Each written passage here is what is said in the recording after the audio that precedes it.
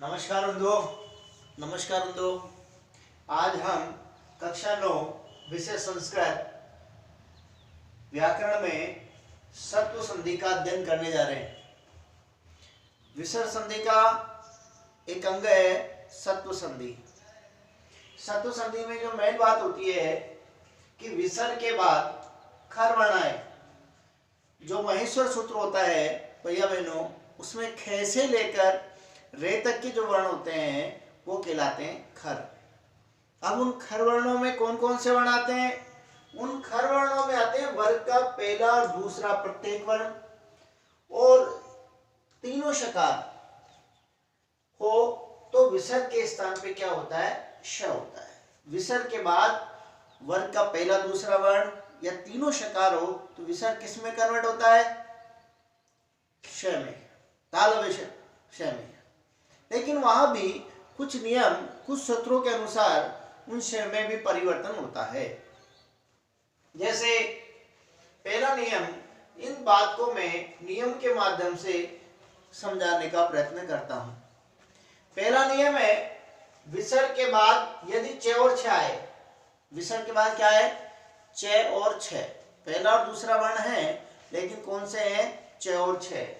च और छ आने पर विसर्ग के स्थान पर ये जो तालव्य शकार है ये बनता है, तालव्य शकार बनता है। और ये जैसे उदाहरण है कि राम है विसर्ग प्लस च, तो यहाँ विसर्ग के बाद क्या आ रहा है? च, तो यहाँ विसर्ग किस में कन्वर्ट हो जाएगा? च आने पर तालव्य शकार में। रूप हमारा सिद्ध होगा रामस्य। तो बंधुओं, ये विसर्ग के स्थान पे मेरा पॉइंटर रखा हुआ है। इस पॉइंटर के बाद हम देख रहे हैं च आ रहा है, यहाँ विसर्ग के बाद च आ रहा है, तो विसर्ग यहाँ किस में कन्वर्ट हो गया? विसर्ग किस में कन्वर्ट किया हमने? तालव्य शकार में। और ये व्याकरणात्मक दृष्टि से ये काम करने वाला सूत्र है इष्टो सचुना सचु। क्या करता है सूत्र? तय दंत सकार और तयवर के बाद यदि ये च वर्ग आए तो ये उसको कन्वर्ट कर देता है, दंत सकार को तालव्य शकार में कन्वर्ट कर देता है। तो आपको इतना ही ध्यान रखना है शॉर्ट रूप से कि यदि विसर्ग के बाद च आए तो विसर्ग तालव्य शकार में परिवर्तित होता है। विसर्ग के बाद छ आए तो विसर्ग किस में होता है? तालव्य शकार में परिवर्तित होता है। छोटी सी बात है, विसर्ग के बाद च और छ आने पर विसर्ग तालव्य शकार में परिवर्तित होता है। समझ गए? दूसरा नियम है कि विसर्ग के बाद यदि ट और ठ आए तो विसर्ग के स्थान पर मूर्धन्य शकार होता है, षटकोण वाला। उदाहरण है धनु विसर्ग प्लस टंकार, तो ये विसर्ग किस में कन्वर्ट हो जाएगा?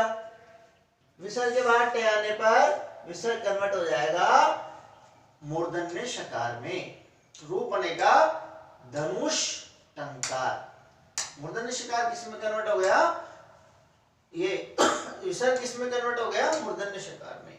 ऐसे ही नहीं, विसर्ग था तो विसर्ग के बाद क्या आ रहा है? ठ, तो विसर्ग के बाद ठ आने पर विसर्ग किस में कन्वर्ट हो गया? मूर्धन्य। रूप बना निष्ठा। तीसरा नियम है कि विसर्ग के बाद यदि कैक है अथवा त और थ आए तो विसर्ग के स्थान पर दंत सकार बनता है। उदाहरण है नमः प्लस ते, तो विसर्ग के बाद त आने पर क्या होगा? विसर्ग दंत सकार में परिवर्तित हो जाएगा। ये मेरा पॉइंटर रखा हुआ है। रूप है, रूप बना नमस्ते, नमः प्लस कार, रूप बना नमस्कार।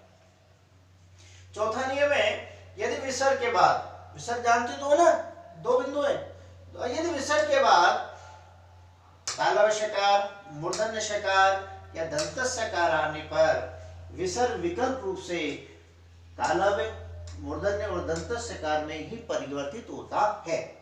विसर्ग के बाद देखिए उदाहरण है कि राम है प्लस ते, शेते, राम है प्लस शेते, तो विसर्ग के बाद क्या आ रहा है? तालव्य शकार आ रहा है, तो हमारा विसर्ग किस में कन्वर्ट होगा? विसर्ग कन्वर्ट होगा तालव्य शकार में। रूप बना रामश्यते।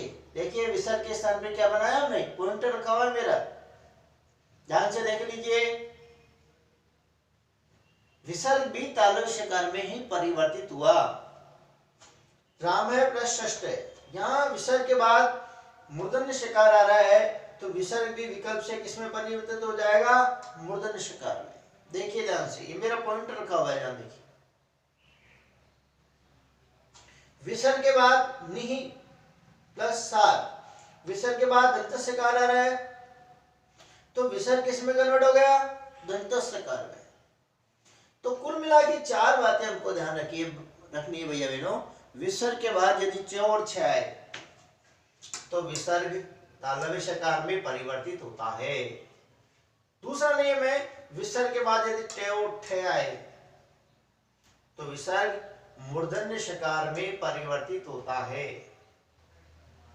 तीसरा नियम है, विसर्ग के बाद क ख या त थ आए तो विसर्ग दंत शकार में परिवर्तित होता है। चौथा नियम है, विसर्ग के बाद यदि तालव्य शकार, मूर्धन्य शकार या दंत शकार आए तो विकल्प से ये विसर्ग भी हमारा तालव्य शकार में, मूर्धन्य शकार में और दंत शकार में परिवर्तित होता है। तो इस प्रकार ये सत्व संधि बनती है। धन्यवाद। जय हिंद, जय भारत, जय तु संस्कृतम।